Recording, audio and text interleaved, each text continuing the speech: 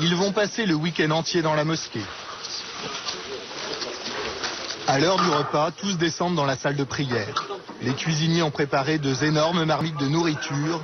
L'établir s'installe sur les tapis. Ensuite, la journée est rythmée par les prières et les prêches des responsables du mouvement. Ici, la salle est archi-comble. Nous l'apprendrons plus tard. L'homme qui parle est le leader charismatique du mouvement, le cheikh Younes. Il fait simultanément son discours en arabe et en français. Celui qui fait du mal pour toi, il ne faut pas faire du mal pour lui. Il faut le contraire. Celui qui ne te donne pas, il faut le donner. Celui qui ne te visite pas, il faut le visiter. Au nom d'Allah. Ici, pas de fanatisme ni de politique. Le discours est uniquement religieux. On demande Dieu qui nous donne ces qualités. Et c'est pour ça qu'on se réunit, pour être un membre dans la société propre, nette, et donner le bon exemple pour l'islam, Inch'Allah. Inch'Allah, aligner les rangs. À première vue, on est loin de l'antichambre d'Al-Qaïda. Alors pourquoi tous ces mystères, tous ces secrets autour du tablir? Nous quittons la mosquée un peu perplexes. Et ce n'est pas notre conversation avec le gardien qui va nous éclairer beaucoup. Voilà, si les non-musulmans savaient le bienfait de ces assemblées-là, ils viendraient et nous prieraient. Ils diraient faites-le tous les jours. Faites-le tous les jours. Nous avons cherché à entrer en contact avec des responsables du mouvement.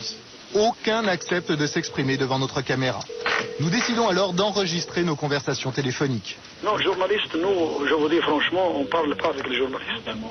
On est tranquille et on veut que les gens nous laissent tranquilles, c'est tout. Vous êtes du tablir? Je ne suis pas du tablir. Vous n'êtes pas du tablir. Vous êtes seulement tablir. Je suis, si vous voulez, du tablir, mais je ne fais pas tout à fait comme les gens de tablir. On fait pas de politique, on cherche pas à se montrer aux gens, on n'a rien à prouver aux gens si vous voulez. On fait nos preuves que pour Dieu et on cherche à plaire à Dieu. Et puis on cherche pas à faire de la pub. Et vous fuyez les médias pour ça? Bah, c'est pas qu'on les fuit, c'est qu'on les cherche même pas. Et quand ils viennent, on leur dit désolé gentiment. Et puis voilà. Pas de médias. L'établir applique cette règle dans le monde entier. Pourtant, un responsable local du mouvement va accepter de nous rencontrer. Il vit en banlieue parisienne, à Gennevilliers. Il est assez atypique dans le mouvement. Lui pense au contraire qu'il faut se servir des médias pour propager le message. Bonjour, ça va bien? Entrez. Merci. Abderraouf Ben Alima est un personnage étonnant. Il est imam et écrivain. Ce petit pavillon, c'est aussi sa maison d'édition. Alors on est à combien? 2, 3, 4, 5, 6, 7, 8, 9, 10, 11. En tout, il y a 18 livres qui ont déjà été édités. Ces livres ne lui rapportent pas beaucoup d'argent. Alors pour vivre, Abderraouf exerce une profession surprenante. Il est exorciste. Bonjour. Je viens pour prendre de l'eau. Je peux avoir quelques explications? Cette patiente est venue pour un désenvoûtement. Yallah, vite fait. Dis-le. J'en prends combien? زوج. Ouais, تفرحهم على راسك. السلام عليكم. Et voilà. C'était une cliente auquel il manquait des bouteilles d'eau bénite et puis des plantes et des explications.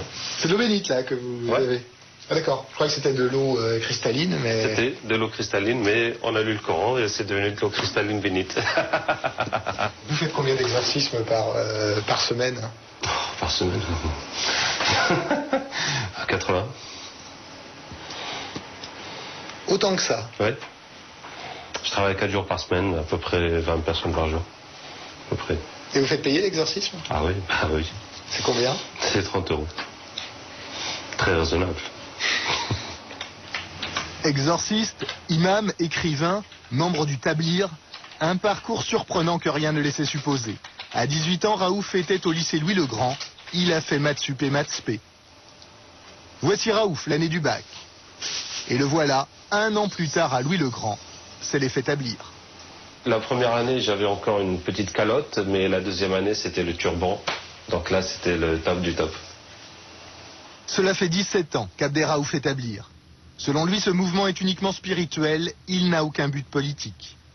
Non seulement on est apolitique, mais on ne parle pas d'actualité, et il n'y a pas de question d'argent, il n'y a rien. Il n'y a que la formation religieuse de la personne et de propager la religion. Abderraouf a accepté de nous montrer comment l'établir propage la religion sur le terrain.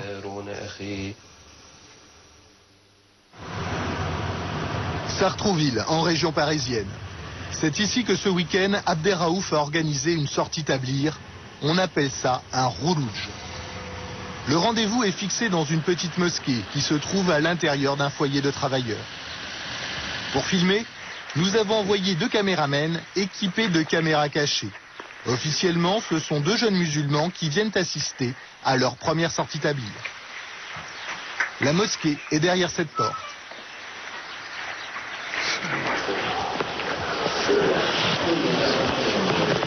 Abderraouf est déjà là, assis dans un coin avec les autres tablirs.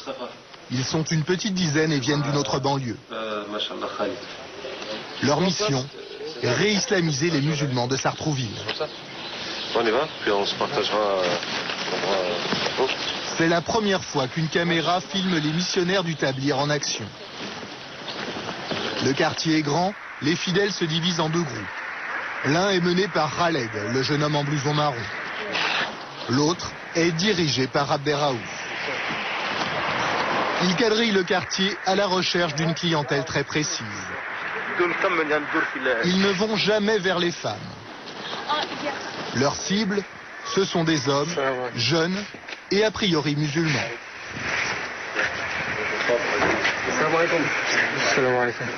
C'est juste un rappel, on n'est pas venu pour nous apprendre la religion, pas demander de l'argent, etc. Tu vois, même si vous êtes à côté d'un distributeur automatique, tu vois, juste pour se faire un petit peu le rappel. Allah nous demande par exemple 5 minutes par jour pour la prière. 5 fois 5, ça fait combien? 25 minutes. Et combien de fois on passe devant la télé 2 heures, 3 heures comme ça, tu vois, les yeux ouverts. Il y a ton frère qui rentre, tu lui fais une grosse claque, tu fais pas de bruit. C'est vrai, c'est pas vrai, parce que c'est ton film, tu vois, préféré. Mais en fait, nous, on peut même pas se prosterner devant Allah, subhanahu wa ta'ala. Même pas une minute, tu te rends compte, alors qu'Allah ta'ala, il t'a tout donné, subhanallah. Et en plus de ça, c'est toi, tu t'éloignes d'Allah, subhanahu wa ta'ala, tu aurais une mauvaise vie, des problèmes avec tes parents, des problèmes avec ta femme, des problèmes avec tes enfants. Pourquoi? Parce que t'as pas de religion, subhanallah. Khaled est lancé. Pendant ce temps, Abderraouf se dirige vers la cité. Sur le chemin, il croise un enfant. C'est aussi une cible de choix pour l'établir. Tu fais déjà la prière maintenant? Ouais, t'as quel âge? J'ai 12 ans. D'accord. Bah, si tu veux venir après, tu connais le foyer, la mosquée dans le foyer? Ouais. D'accord. Bah, si tu viens, on pourra parler ici. Je vais t'expliquer en français. Hein? D'accord. Tout à l'heure.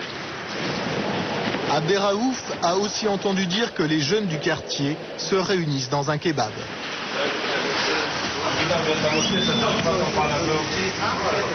Ici, les tablirs ne font pas peur. Certains les considèrent comme des travailleurs sociaux qui pacifient les banlieues. Ça nous a donné la religion. Le but de la religion, c'est pour nous montrer comment bien vivre. Faire ce qui est bon pour nous, éviter ce qui est nuisible, comme l'alcool, comme les drogues, respecter nos parents et respecter tout le monde. Pas casser, taguer et faire des bêtises. Dans les banlieues, les tablirs sont les seuls à prêcher l'islam ainsi sur le terrain. Les seuls aussi à venir aborder les jeunes des cités. On va pas trop vous embêter. Tu connais le foyer? La mosquée? Tu veux déjà la prière peut-être? Non? Ça t'intéresse d'apprendre, d'en discuter un peu?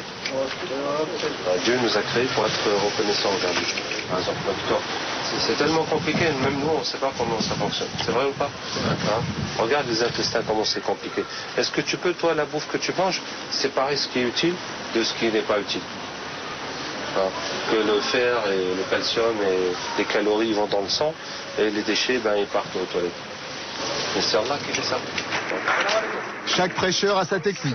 Khaled, lui, c'est le VRP de la bande. Moi, je te donne des baskets nouvelle marque, Nike, Carito, etc. Tu vois, je te dis ça, c'est un cadeau. Qu'est-ce que tu vas me dire?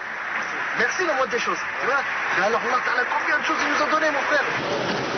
La technique est efficace, mais ça ne marche pas à tous les coups.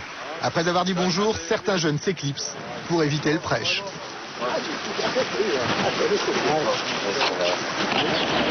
Vous insistez jamais? Non. C'est travail de long terme. C'est comme si tu vas, tu fais une balade dans le champ, Tu vois des fruits qui sont mûrs, des fruits qui sont verts, qui sont à moitié chemin. Et peut-être ceux qui sont peut-être mûrs, tu vas peut-être insister un peu. Ceux qui sont verts, tu vas juste les caresser. Abderraouf le sait, la réislamisation des banlieues est un travail de longue haleine. Mais les tablirs sont patients, le temps joue pour eux. Et surtout, ils savent très bien exploiter la frustration de ces jeunes des cités. Des fois, t'as rien à faire, tu dis, mais c'est quoi? C'est la galère cette vie. Tu le dis pas ça? À longueur de la journée? Alors on marchait, Ah bah tu vois? 10 minutes, on disait ça. Et on a marre, il n'y a rien à faire. Voilà mon frère, moi je te trouve une bonne solution. La religion. Je te jure, la religion, si tu commences à la religion, tu auras toujours quelque chose à faire.